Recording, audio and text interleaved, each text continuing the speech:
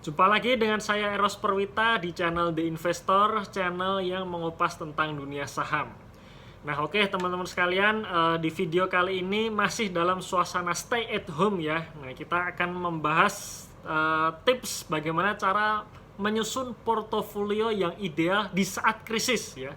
Ini saya khususkan di saat krisis pandemi COVID-19 seperti sekarang ini. Nah, cuman sebelum kita membahasnya, teman-teman silahkan subscribe dulu ya. Klik subscribe bagi teman-teman yang belum subscribe. Dan silahkan teman-teman ikuti juga program workshop online kami yang kami beri nama Value Investing Mastery ya. Jadi teman-teman nanti akan mendapatkan akses masuk ke dalam platform kami untuk bisa mengakses video-video training kami. Tentunya video tersebut tidak akan kita upload di YouTube ya, karena memang materinya lebih berat dan juga lebih detail. Nah, nanti di dalam workshop online tersebut kita akan mempelajari 3 hal. Yang pertama, cara membaca dan cara analisa laporan keuangan. Ya, nanti juga ada studi kasus di dalamnya, jadi teman-teman akan melihat kasus-kasus laporan keuangan yang teman-teman biasa dapatkan di bursa. Kemudian yang kedua adalah cara menghitung harga wajar saham, ya, beserta studi kasusnya juga. Dan yang ketiga adalah bagaimana cara menyusun portofolio yang ideal. Nah teman-teman silahkan ikuti workshop saya tersebut. Keuntungannya nanti teman-teman juga akan kita invite di dalam grup Telegram kami beserta peserta yang lainnya. Jadi teman-teman bisa saling sharing di grup Telegram tersebut. Kemudian juga teman-teman akan mendapatkan ebook analisa 35 saham. Dan juga jika ada materi baru, yaitu akan kita berikan secara gratis ya. Caranya gimana? Teman-teman tinggal klik linknya di dalam deskripsi video ini ya. Di video ini ada link ya, teman-teman tinggal masuk ke link yang berjudul Value Investing Mastery. Oke, sekarang kita masuk ke topik utamanya, yaitu cara menyusun portofolio di saat krisis. Jadi memang kalau menurut saya pribadi ya teman-teman sekalian, memang dalam keberhasilan kita dalam berinvestasi itu memang ditentukan oleh seberapa disiplin kita menyusun portofolio. Ya, jadi bukan hanya sekedar jual beli saham saja gitu ya, bukan hanya sekedar menilai harga wajar saham saja, tetapi bagaimana kita disiplin mengelola portofolio. Nah, teman-teman perlu tonton video saya sebelumnya ya yang berjudul tips menyusun portofolio yang ideal dan juga belajar dari BP Jamsostek, yaitu linknya ada di dalam deskripsi video ini juga. Nah, teman-teman perlu tonton 2 video tersebut karena ini video kali ini hanya bersifat tambahan saja. Nah, tambahan ini saya khususkan di saat kondisi pandemi virus COVID-19 sekarang ini. Teman-teman juga perlu tahu nih, tujuan utama kita menyusun portofolio adalah yang pertama itu memastikan keamanan investasi kita. Itu penting ya. Yang pertama itu keamanan. Ya, supaya investasi kita aman dan tidak hilang ya. Bayangkan ya, kita sudah capek-capek nabung, capek-capek menyisihkan sebagian gaji kita yang kita investasikan. Nah, jangan sampai itu hilang gitu. Itu yang poin paling pentingnya. Kemudian yang kedua baru kita cari yield ya. Nah, yang pertama aman, yang kedua baru kita cari yield yang besar ya. Jadi jangan kebalik. Ya, kalau dibalik ya, kita cari yield dulu yang besar tanpa kita tahu apakah investasi aman atau tidak. Itu ibaratnya seperti kita akan diberi rumah mewah di seberang pulau, tapi kita tidak diberi perahunya gitu. Jadi ibaratnya suruh berenang aja gitu ya. Kalau suruh berenang, kita kehabisan nafas di tengah jalan, kita tenggelam gitu ya. Nggak jadi menikmati rumah mewah tersebut. Ya, jadi alangkah baiknya kita siapkan dulu perahunya, perahu yang aman, yang nanti bisa sampai seberang pulau. Selanjutnya baru kita bisa nikmati rumah impian kita gitu ya. Nah, ilustrasinya sih seperti itu. Oke, langsung saja ya. Bagaimana komposisi yang baik? Ya, jadi kalau teman-teman sudah nonton video saya tips menyusun portofolio yang ideal, di situ saya katakan punyailah cash minimal 10%. Nah, khusus kondisi COVID seperti ini ya, khusus kondisi saat krisis seperti ini, saya sarankan naikkan jadi minimal 20%. 20% ini taruh saja di rekening ya, taruh saja di rekening saham Anda, jangan Anda gunakan untuk beli saham. Nah, sebenarnya 20% ini fungsi utamanya sih ketika Anda butuh dana ya. Jadi ketika Anda butuh dana darurat, karena kondisi seperti ini kita nggak tahu nih akan sampai kapan kondisi seperti ini akan berakhir, dan saya yakin pasti akan ada kebutuhan dadakan baru yang dimana Anda belum siap nih dana daruratnya. Nah, Anda bisa ambil dari dana cash ini gitu. Jadi fungsinya ini lebih ke cadangan dana darurat Anda. Karena jangan sampai nih ketika Anda butuh dana darurat, Anda terpaksa harus jual saham, padahal saham tersebut belum saatnya untuk dijual. Ya, jadi 20% masukkan ke dalam cash. Kalau misalkan Anda ingin masukkan dalam deposito, ya deposito bulanan saja gitu ya.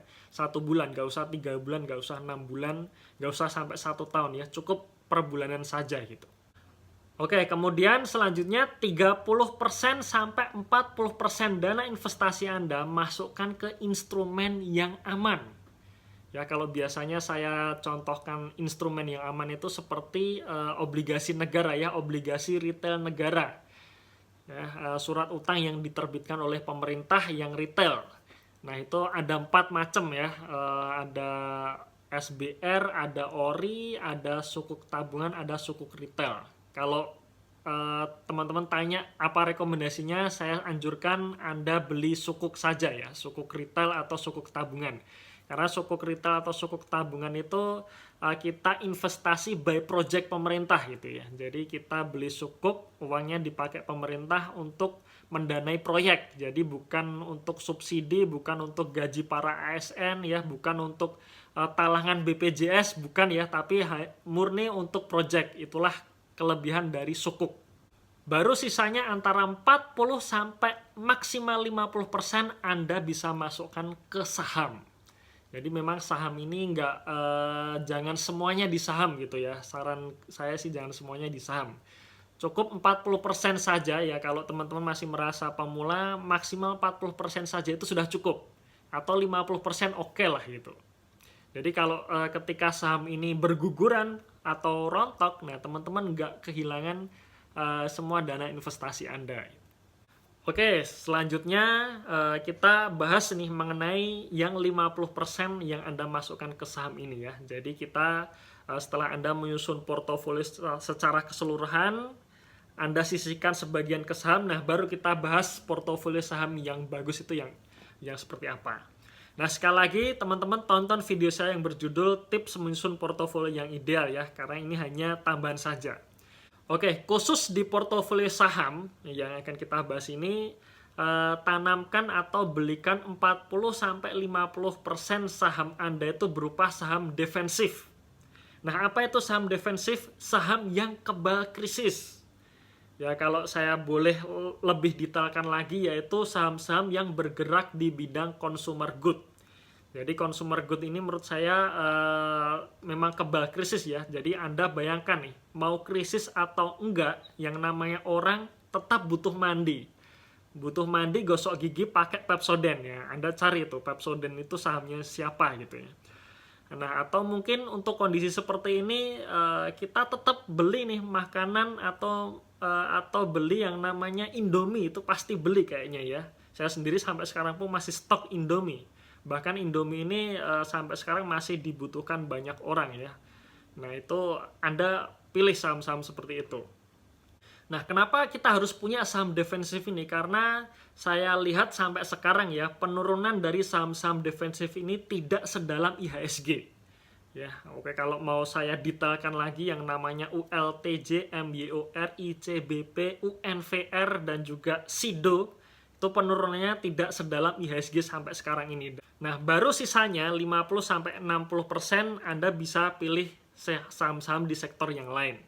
Nah, cuman saya sarankan juga nih, pilih sektor yang tidak terdampak dari pandemi virus corona saat ini. Nah, ini saya bacakan lagi ya, kira-kira sektor apa saja yang terdampak dan tidak terdampak. Dan sekali lagi ini berdasarkan dari berita-berita yang saya dapatkan. Nah, saham yang berpotensi terdampak atau sektor yang berpotensi terdampak, yaitu yang pertama adalah transportasi, pastinya ya, transportasi baik darat, laut, dan udara. Kemudian yang kedua sektor otomotif, Yang ketiga, sektor pertambangan. Yang keempat, sektor pariwisata. Yang kelima, sektor konstruksi. Yang keenam, sektor properti. Dan yang ketujuh, sektor finance. Kemudian sektor apa saja yang tidak terdampak ya, atau mungkin terdampaknya itu sedikit ya. Memang semua terdampak, tapi ini terdampaknya itu sedikit, kira-kira seperti itu. Nah, yang pertama makanan dan minuman ya, sudah pasti ya, sudah saya jelaskan di awal tadi. Yang kedua, tekstil dan produk tekstil. Ya, sekali lagi tekstil dan produk tekstil ini sekarang sudah beralih untuk memproduksi APD, masker dan sebagainya yang saat ini tuh dibutuhkan. Kemudian yang ketiga, jasa logistik. Jasa logistik itu pasti. Kemudian yang keempat, telekomunikasi dan elektronik. Yang kelima, sektor kimia, farmasi dan kesehatan.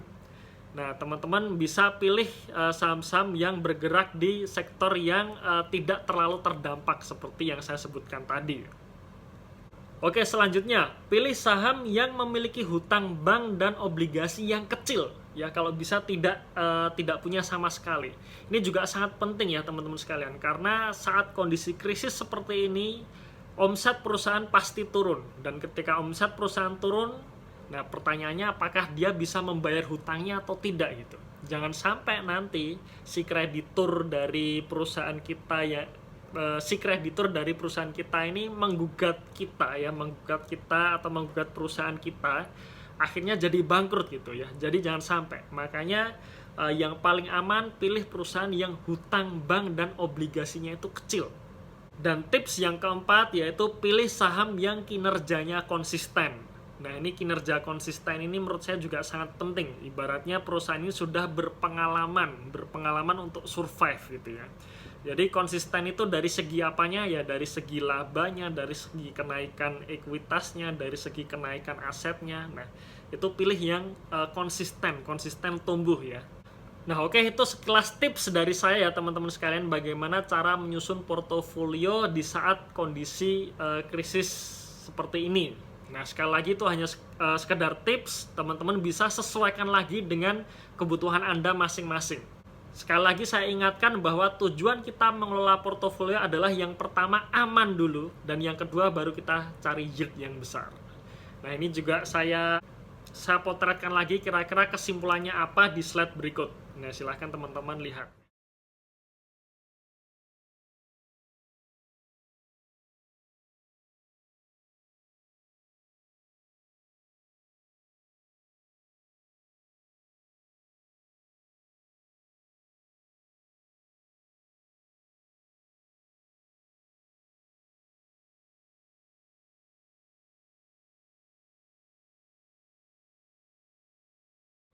Oke, itu sekilas tips dari saya, dan sekali lagi jangan lupa ikuti program workshop online saya ya. Klik linknya di dalam deskripsi di video ini.